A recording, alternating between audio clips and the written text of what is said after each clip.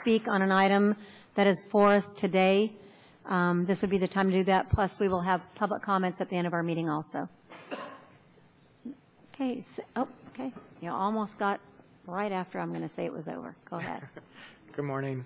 My name is Lane Olson. I'm not sure if I'm supposed to speak now, so I was just going to ask. Well, this is, you can speak now on any item that's before us, but there will also be public comments at the end of the meeting, so it's at your pleasure. Okay, so I can speak at item number 63 when it comes up? No, actually, you could speak now on item number 63. Okay, so it's good to speak now. Okay, thank you. I had to take my glasses off. I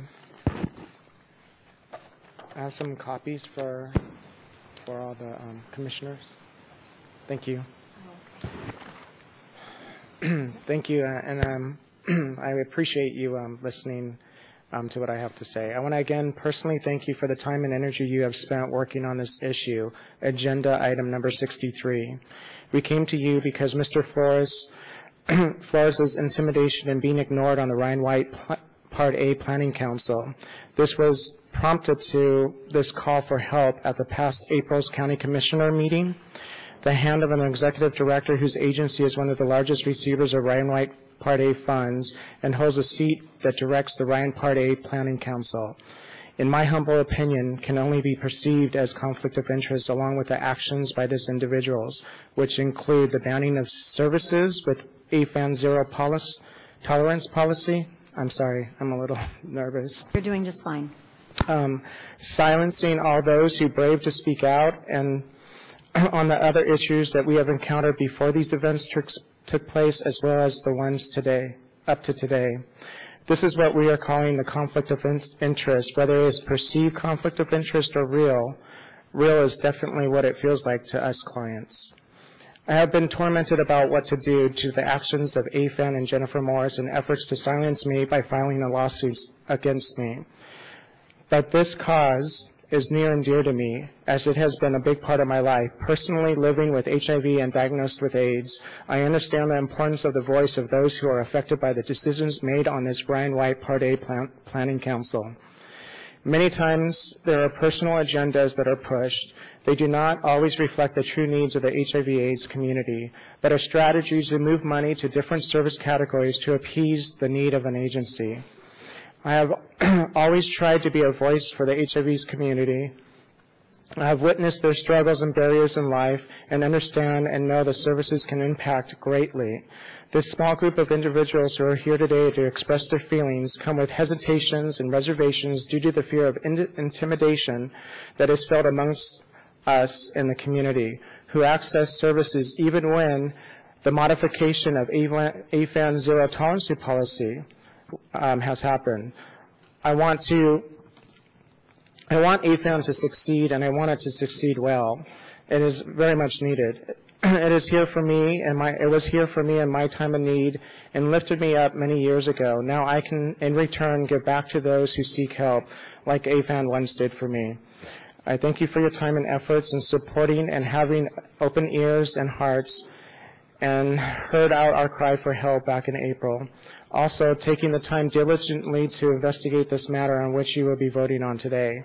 My hopes are for us as a community, you as the CEO of the Ryan White Part A funds, and the grantees, social services, and the Ryan White Planning Council understand and realize that the need, with the new HIV strategies and changes ahead in the healthcare reform, we truly need to work together aggressively to make sure that we have a system developed that will ensure and meet the needs of the community in the future. And thank you again for... Thank you, sir. I appreciate it.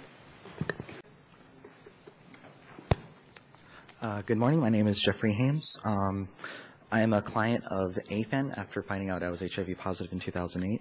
I spoke previously for Aldo Flores at the previous meeting about the circumstances which he was denied services at AFAN. I'm speaking for myself today on the issue of the services that were almost denied. I'm sorry. Earlier this year, a fellow client at AFAN disclosed to me that the executive director of AFAN broke his and other clients' confidentiality when she spoke to staff members at community counseling and expressing to them that these clients were attempting to threaten and or stalk or harass her.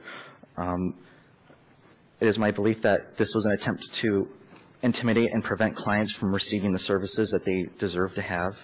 On May 31st, I obtained a copy of a denied protective restraining order placed against me by Jennifer Morss. It was denied the same day. It listed 2 locations that Jennifer Morss applied for protection, which was at AFAN's offices, where I go to receive services, and of the day of the AIDS walk. I just wanted to say that I would just like for you to deny her application onto the Ryan White Part A Council. Thank you very much for your time. Thank you. Next person. Hi, my name is Tracy Skinner. I'm also here to talk about item 63, the perceived and real conflict of interest of Jennifer Morss on the Ryan White Planning Council. I also am one of the ones that receives services from AFAN. I've been a client over 20 years. And I received a restraining order as well, and I have also been receiving services for 2 of my medications which have stopped. And I'm not sure if it's from Ryan White or what, but I've never received any notification of my services being stopped. I also have a restraining order against me showing up at AFAN. And then also employees said if we came onto property that they would be called, 911 would be called on us. So thank you. Next speaker. Good morning, Commissioners. My name is Alex Flores, and I'm also here speaking about item 63. And I am actually currently on the Ryan White Planning Council, and I really feel that it would be very I feel that Jennifer Morse's appointment to co-chair as Ryan White Planning Council would be a detriment to the Ryan White Planning Council and to all the people living with HIV or AIDS in this community. I actually have a personal stake in this.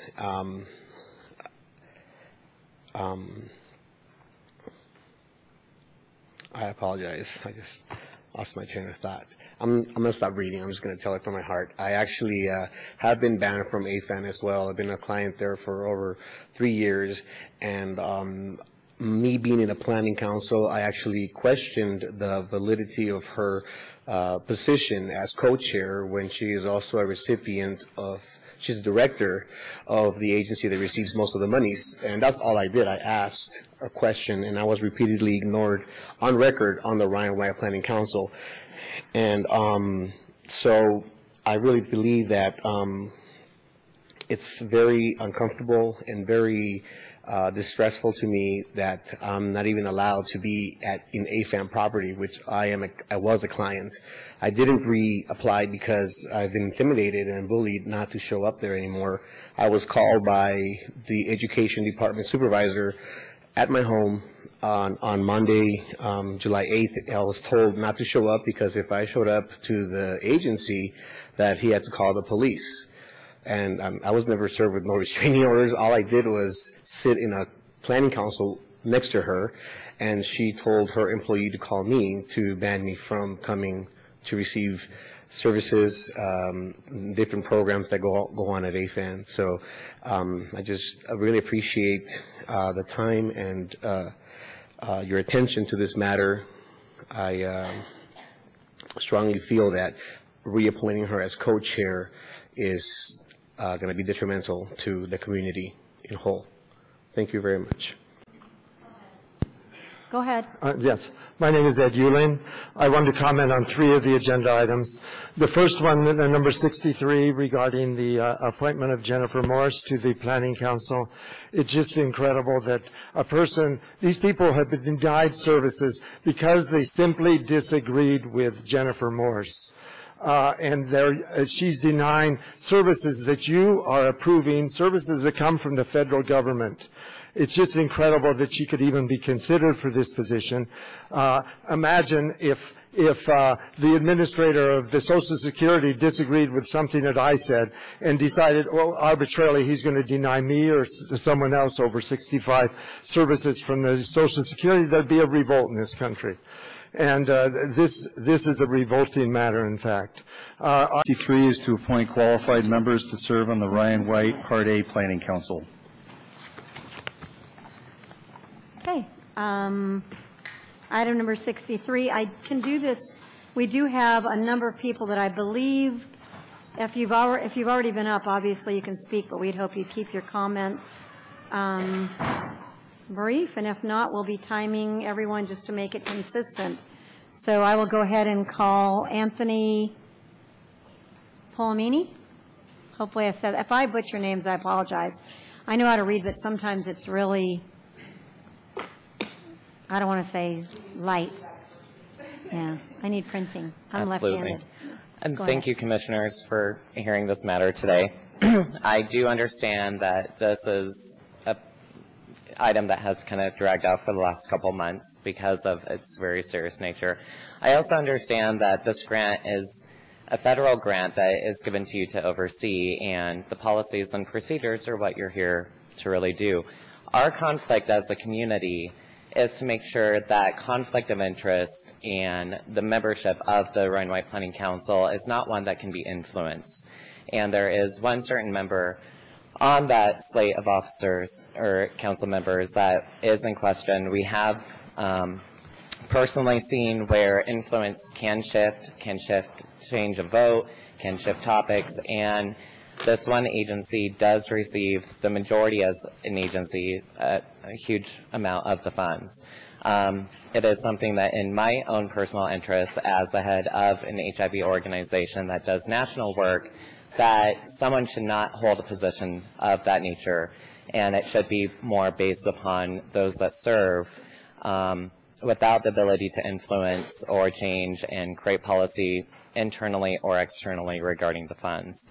So I do ask that you approve the slate with the side item that Jennifer Morss has removed from that membership. Thank you. Thank you for your comments. Alex Flores, do you have something new to add, sir? Or? You sure? Okay, very good. I appreciate that. Okay. Jennifer Morris. Wait, anyway, I'll let you say what it really is.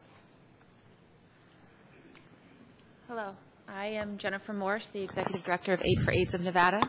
I've been proudly serving as the Executive Director for the last 3 years and have spent 10 years as a member of AFAN staff.